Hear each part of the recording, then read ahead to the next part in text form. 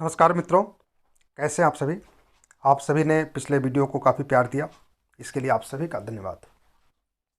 आज हम बात करेंगे, एक बिटिया का चार्ट आया है, 2005 का डिटेल है एजुकेशन के लिए। अब आप लोगों को ये समझना होगा कि कोई भी बच्चा एजुकेशन में किस क्षेत्र में जा सकता है, उसका पढ़ाई में मन लग रहा है या नहीं लग रहा है। बहुत ही सिंपल तरीके से आपको समझाऊंगा और आप किसी का भी चार्ट आराम से देख सकते हैं, अपने बच्चे का भी चार्ट देख सकते हैं कि वो उसका पढ़ने में कितना मन लग रहा है। बहुत ही आसान सिस्टम है, आप लोगों को कहीं जाने की ज़रूरत नहीं, आपको कोई कंफ्यूज नहीं कर सकता। जन्म कुंडली आप देखते हैं, कुंडली में लग्न कुंडली में आपको कंफ्यूज कर देते हैं। और कोई एस्ट्रोलॉजर, चाहे उसके लाखों सब्सक्राइबर क्यों ना हो, वो सब्सक्राइबर एस्ट्रोलॉजर के नहीं होते, यूट्यूबर के होते हैं। एस्ट्रोलॉजर के नाम पे लोग यूट्यूबर होते हैं, तरह तरह के फ्रॉड वीडियो डालते रहते हैं। यहाँ आपको सीखने को क्या मिलेगा कि आप एक ऐसी नॉलेज लेकर जा रहे हैं जो आप उस नॉलेज के बल पे किसी के भी चार्ट का एजुकेशन के बारे में प्रिडिक्शन कर सकते हैं। सिंपल और सटीक जानकारी 5 मिनट में, ठीक है। अब चर्चा करते यही चार्ट को उठा लेते हैं सिंपल तरीके से। 24 सितंबर 2005 और लखनऊ का वार्न है और 9:30 AM गुरलीन अरोरा। इसका चार्ट हमने देखा,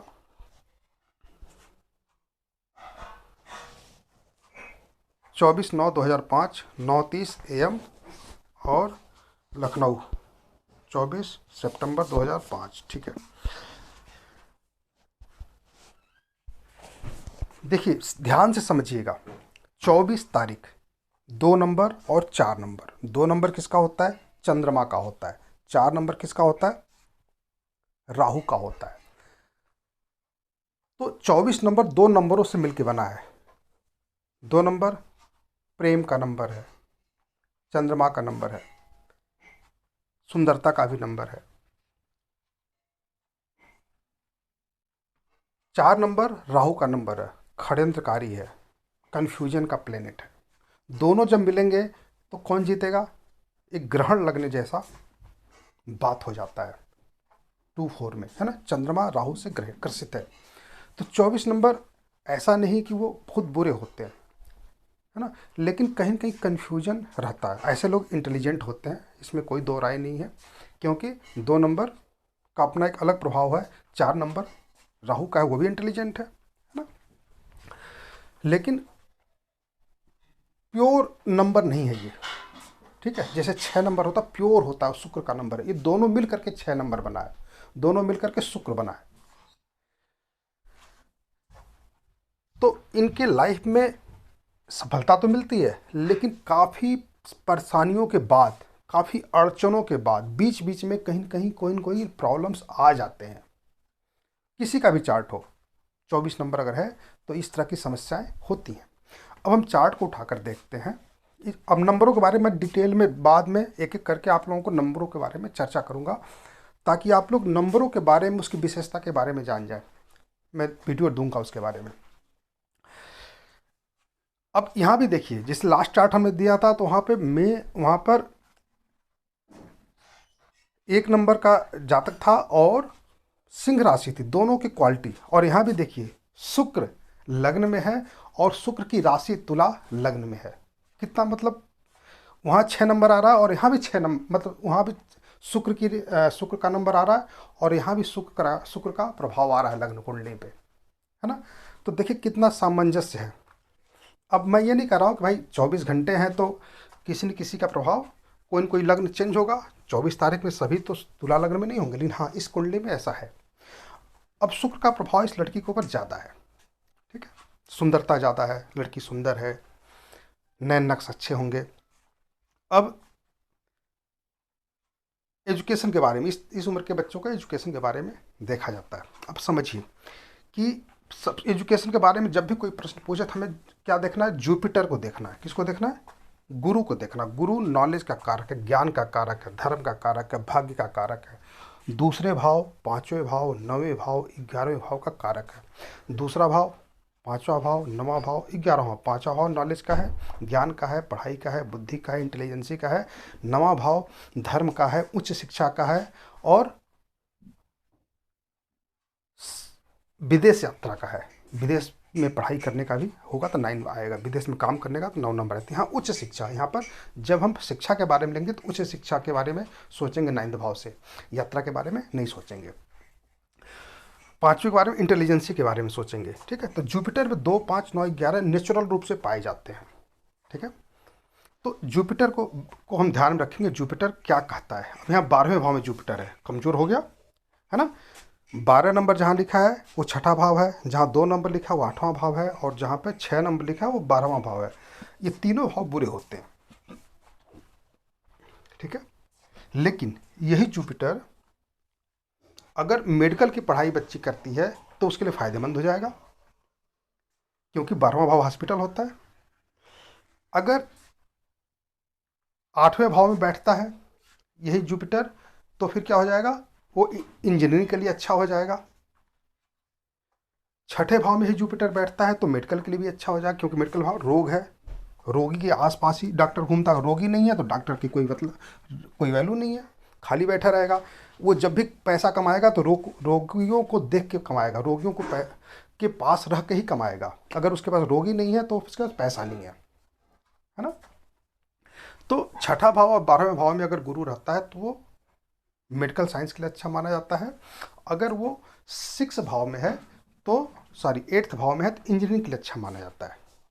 ठीक है, एस्ट्रोलॉजी के लिए भी अच्छा माना जाता है। और लगन में है तो सबके लिए अच्छा है, मतलब अन्य भाव में है तो सब चीज़ के लिए अच्छा है, फिर कोई दिक्कत नहीं है ना। तो गुरु यहाँ पर कम से कम 12वें भाव में जाकर थोड़ा कमज़ोर हो गया है, लेकिन अगर उसकी दशा चल रही है तो पढ़ाई के टाइम पे तो इंजीनियरिंग के लिए, मेडिकल के लिए कैसे देखना है, उसमें क्या रोल है ये मैंने बताया आपको। अब बात करेंगे फिर बुध की। बुध मैथ का कारक है, स्टैटिक्स का कारक है। ठीक है, बुध कहाँ बैठा है? वो भी 12वें भाव में बैठा है। ये कमजोर, तब 12वें भाव में जब कोई प्लेनेट बैठ जाता है तो कमजोर सा हो जाता है ना।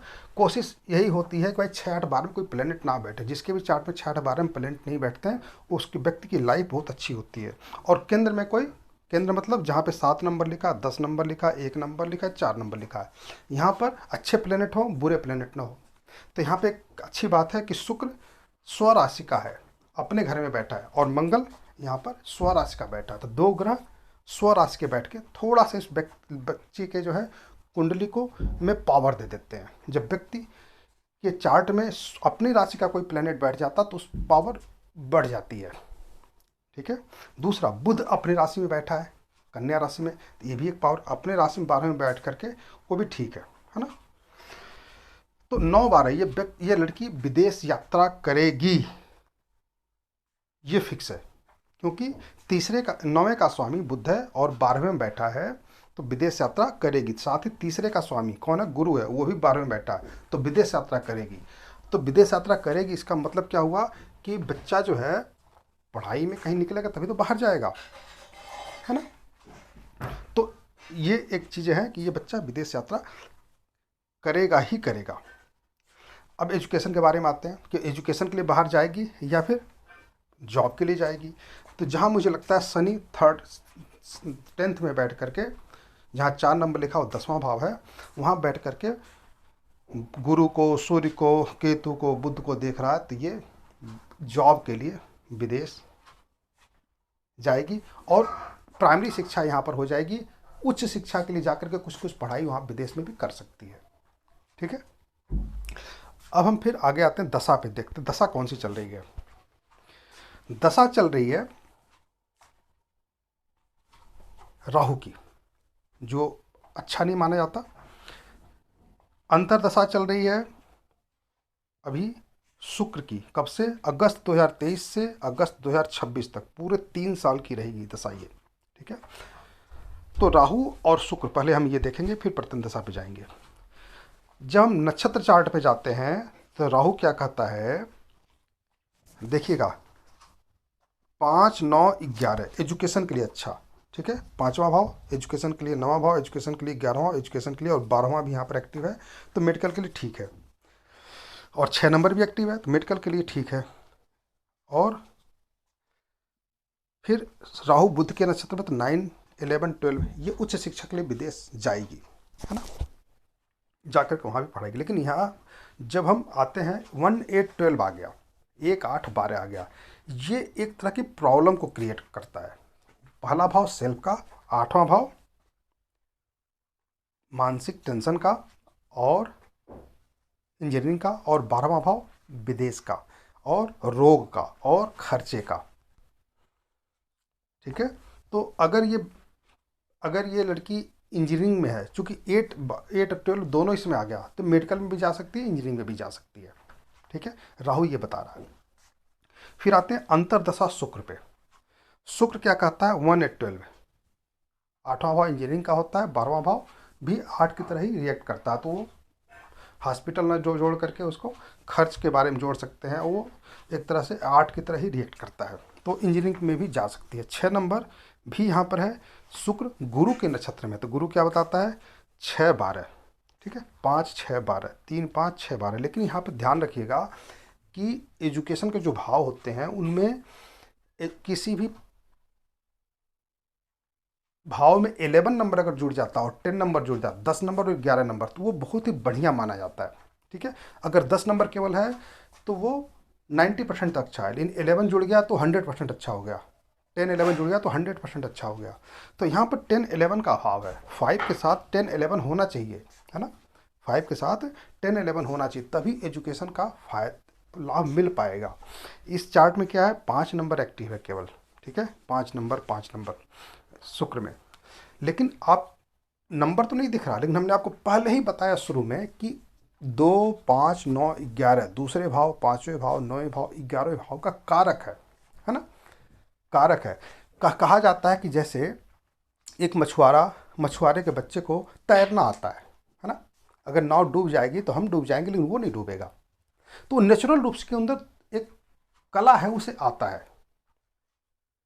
तो उसी तरह से जुपिटर में कला है, नॉलेज, ज्ञान का कारक है, भाग्य का कारक है, इस कारण से 2 5 9 11 एक्टिव होते हैं। तो शुक्र गुरु के नक्षत्र में होने के कारण 2 5 9 11 एक्टिव हैं, लेकिन ये तभी काम करेगा जब 6 8 12 ना हो। ध्यान रखिएगा, 6 8 12 कम से कम हो। लेकिन यहाँ पर क्या है कि 8 12 शुक्र में ऊपर दिख रहा है, नीचे 6 12 और फिर 6 12, ठीक है। तो 6 12 में से सिर्फ एक होता है ना, सिर्फ 6 नंबर, वो ज़्यादा अच्छा होता है कि बच्चा जो है मेडिकल लाइन में जाना चाह रहा है, या फिर आगे अकेले 8 होता कि वो इंजीनियरिंग में जाना चाहता है। लेकिन जब 6 8 12 पूरे आ जाते हैं तो वो क्या बताता है, मानसिक टेंशन को बताता है ना। तो चूंकि जुपिटर के नक्षत्र में होने के कारण, वो हमने आपको 5 6 वीडियो पहले देखा होगा, बताया होगा कि जुपिटर एक ऐसा प्लेनेट है जो धरती की रक्षा करता है। उसी तरह से हमारी भी रक्षा की जिम्मेदारी जुपिटर के पास है, हमारे रोगों से लड़ने की क्षमता जो है जुपिटर देता है। तो यहाँ पर 5 नंबर अगर एक्टिव नहीं होता तो बच्चा बहुत ज़्यादा बीमार होता मानसिक रूप से, लेकिन जुपिटर में है और जुपिटर में 5 भी है, तो बच्चा कहीं ना कहीं मानसिक रूप से परेशानी को झेल रहा है, लेकिन वो कंट्रोल में है, अभी कंट्रोल में है, अभी लोगों को पता नहीं चल पाएगा। मुझे ऐसा लगता है कि 1 6 8 12 मानसिक टेंशन, मानसिक प्रॉब्लम, वो अंदर में कह सकते हैं और इस तरह से हिल जाता है कि पढ़ाई में मन नहीं लगता, एजुकेशन कमज़ोर हो जाता है, एजुकेशन लाइन कमज़ोर हो जाता है। अब यहाँ पर एक उपाय बनता है कि हमें चार्ट में शुक्र में गुरु में 9 नंबर एक्टिवेट किया जाए, है ना, एक्टिवेट किया जाए, 11 नंबर एक्टिवेट किया जाए।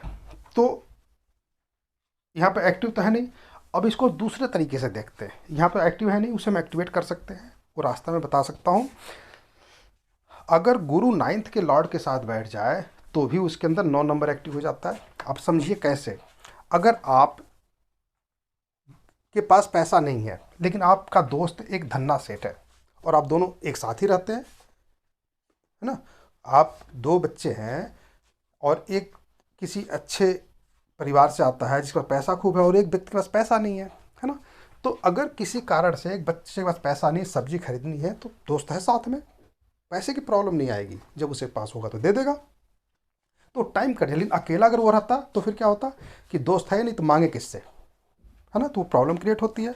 परिवार में दो भाई हैं, एक भाई अमीर है, एक गरीब है, चल जाता है काम, एक कम कमा रहा है, ज़्यादा कमा रहा है। परिवार में अगर एक साथ रहते हैं चल जाएगा, अगर अलग अलग रहते हैं तो एक परेशान रहता है जिसके पास पैसा नहीं होता। तो जब दो प्लेनेट एक साथ बैठते हैं तो उनकी पावर, है ना, आपस में मिक्स हो जाती है ना। जिस प्रकार से दो रंगों को मिलाते हैं तो एक अलग तरह का रंग बन जाता है, उस तरह से इसको आप समझ सकते हैं। तो क्या जुपिटर नाइन्थ के लॉर्ड के साथ बैठा है, 11th के लॉर्ड के साथ बैठा है, 10th के लॉर्ड के साथ बैठा है, उसको चेक करते हैं। तो आप पाएंगे कि 9th के लॉर्ड के साथ तो जुपिटर बैठा हुआ है और 11th के लॉर्ड के साथ भी बैठा हुआ है ना। तो गुरु के अंदर 5-11 ऐसे ही एक्टिव हो गया, और शनि की दृष्टि भी है ना, शनि की दृष्टि भी है, तीसरी दृष्टि है, और बस 10th का लॉर्ड नहीं है यहाँ पे। तो जो दृष्टि होती है शनि की, ये पावर को बढ़ाती नहीं है, साथ बैठने में तो बढ़ जाएगा, लेकिन जब दृष्टि पड़ेगी तो पावर बढ़ेगा नहीं, नुकसान करता है। शनि की जो दृष्टि होती है वो नुकसान करता है। अगर शनि की यहाँ दृष्टि नहीं होती तो फिर 11वें के स्वामी के साथ 11th का लॉर्ड जो सूर्य है उसके साथ बैठने के कारण, 9th के लॉर्ड बुध के साथ बैठने के कारण गुरु बहुत बढ़िया हो जाता। लेकिन यहाँ पर शनि की दृष्टि होने के कारण थोड़ी सी समस्या है, ठीक है। लेकिन बच्चे की पढ़ाई रुकेगी नहीं, पढ़ाई होती रहेगी, और जो समस्या यहाँ पर दिख रही है जो शुक्र में, उसमें कोई प्रॉब्लम विशेष नहीं आएगा। लेकिन ये बच्चा टॉप करेगा, पढ़ने में इसका मन बहुत ज़्यादा लगेगा, ये नहीं कह सकते। जो बच्चा इसको ऐसे समझिए ध्यान से, शुक्र के पहले किसकी दशा थी, केतु की थी। केतु में क्या है, 5, 9, 11, फिर 10, नीचे 8, 10 है, फिर नीचे 5, 11 है। तो क्या हुआ, ऊपर 5, 9, 11 और नीचे 10 और फिर 5, 9, 11। ये केतु जो है बल्कि शुक्र से ज़्यादा अच्छा है एजुकेशन के लिए, क्योंकि इसके अंदर भाव एक्टिव हैं, 5, 9, 11 एक्टिव है, 10 एक्टिव है। लेकिन शुक्र में वो एक्टिव नहीं है, वो हेल्प ले रहा है दूसरों से। अगर हम किसी से कर्जा ले लेंगे तो देना भी तो पड़ेगा, वो कर्जा ही कहलाएगा, अपना नहीं कहलाएगा। तो 9th के साथ स्वामी के साथ बैठने से, 11th स्वामी के साथ बैठने, वो पावर आ जाती थोड़ी सी, लेकिन बहुत ज़्यादा अच्छा नहीं है ना। तो उसका लेवल कम हो जाएगा, जहाँ वो 100% नंबर पाती तो वहाँ हो जाएगा 60%, 50%, 70%, है ना, लेवल गिर जाएगा। तो शुक्र यहाँ पर कमज़ोर सा हो गया है एजुकेशन को लेकर के, है ना, क्योंकि वहाँ पर 1, 8, 1, 6, 8, 12 तीनों एक्टिव हो गए हैं, और 3 भी है, 3, 6, 8, 12 सारे चारों भाव बुरे माने जाते हैं। तो यहाँ पर एक्टिव होने से ये थोड़ी सी कमी हो गई है। इनके लिए चाहिए कि गाय को चारा दें, शुक्र अच्छा हो जाएगा, है ना, चींटियों को दाना दें, चीनी डालें तो शुक्र अच्छा हो जाएगा। शुक्र का बीज मंत्र आता है, वो सबसे बढ़िया काम करता है, हमारी ऑरा को शुद्ध करता है, ठीक है। शुक्र हमारी ऑरा को, या तो हम 1, 8, 12 के पावर को कमज़ोर कर दें तो गुरु के अंदर जो नेचुरल पावर है 2, 5, 9, 11 का, वो एक्टिव हो जाएगा, है ना। अगर हमारे शरीर पे गंदगी है ना, 1, 8, 12, 1, 6, 8, 12 का, तो वो गंदगी का हमें साफ करते हैं तो हम ठीक हो जाएंगे। तो उस फार्मूले से हमें ऑरा को शुद्ध करना चाहिए। तो हमें और कुछ करने की ज़रूरत नहीं है, भाव एक्टिव करने की ज़रूरत नहीं है, या फिर हमें जुपिटर में खूब सारे भाव एक्टिव कर लिया जाए। 9, 11 का, तो 9 भाव मंदिर, 11 भाव गुरुद्वारा। हमें गुरुद्वारे में पीले रंग की दाल, पीले रंग के कपड़े, पीले रंग की कोई भी सामान, जैसे हल्दी हो सकता है, हल्दी तो पीला ही होता है, ये हम दान करें। कितने दिन तक, 11 दिनों तक, 11 गुरुवार अगर हम दान करते हैं गुरुद्वारे में और मंदिर में किसी ब्राह्मण को, तो वो 9/11 एक्टिव हो जाएगा। और फिर ये 9/11 एक्टिव होने से 12 का प्रभाव कम हो जाएगा। 11 = 12 का प्रभाव कम हो जाएगा, और यहाँ पर छठे का, 8वें का प्रभाव बहुत ज़्यादा नहीं रह पाएगा, क्योंकि 9वां भाव भाग्य भाव जब एक्टिव होता है तो अपने आप अच्छा हो जाता है सब कुछ। तो ये 2 उपाय हैं। एक मंत्र का, ओम द्राम द्रीम द्रौम सह शुक्राय नमः, इस मंत्र का कम से कम 108 बार प्रतिदिन पाठ किया जाए। बच्चा है, जो हो सकते तो ज़्यादा बार, एक बार सुबह एक बार शाम। और गुरुवार को किसी मंदिर में पीले रंग की चीज़ों को दान किया जाए। खास करके चने की दाल आता है, उसमें हल्दी आता है, इन चीज़ों का दान कर सकते हैं, है ना। पीले दाल तो सारे पीले होते हैं, बस मसूर की दाल दान नहीं करना और काली उड़द दान नहीं करना। बाकी सारी दाल पीली होती हैं, तो वो हम दान कर सकते हैं। ठीक है, इससे हमारा गुरु अच्छा हो जाएगा और एजुकेशन के जो रास्ते बिगड़े हुए हैं वो ठीक हो जाएंगे। ठीक है, अगर कोई समस्या आती है तो इसका उपाय करना ज़्यादा अच्छा रहेगा। और ये, इसके अलावा बहुत सारे उपाय हैं। ठीक है, बहुत सारे उपाय हैं, किए जा सकते हैं, लेकिन अभी सिंपल यही उपाय है। इसको किया जाए, या तो मंत्र का जप किया जाए या दान किया जाए, या दोनों किया जाए। मंत्र के जप से भी ठीक हो जाएगा, दान के भी हो जाएगा, दोनों करेंगे तो और अच्छा हो जाएगा। तो आशा है आप लोगों को अच्छे से समझ में आया होगा। ठीक है, मिलते हैं नेक्स्ट चार्ट पे। और मेरे वीडियो को ज़रूर सब्सक्राइब करें, शेयर करें, लाइक करें, मित्रों तक अपने पहुंचाएं।